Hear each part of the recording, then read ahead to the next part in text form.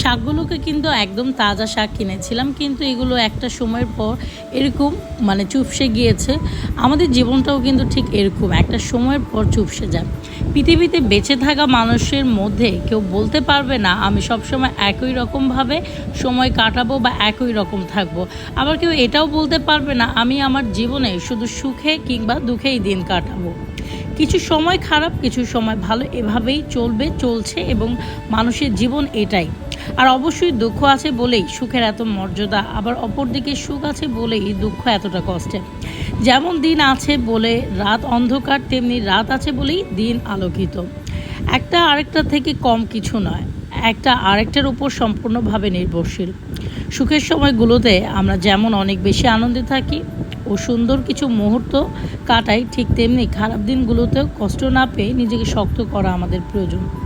একটা কথা আমাদের মনের মধ্যে সবসময় রাখতে হবে, আর সেটা হলো যা হয় সব কিছু ভালোর জন্য হয়।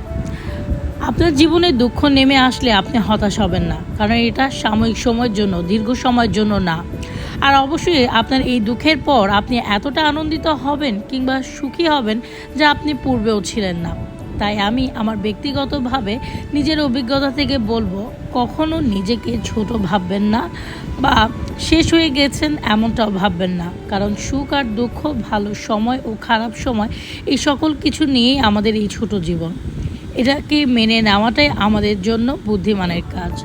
তো এই তো, শাকটা যতই পুতিয়ে গিয়েছে না কেন, রান্না যখন করেছি একদম সুন্দরভাবে রান্না করেছি যেন খেতে ভালো লাগে। আর এই শাক বোম্বাই মরিচ দিয়ে খেলে আরও অনেক বেশি ভালো লাগবে।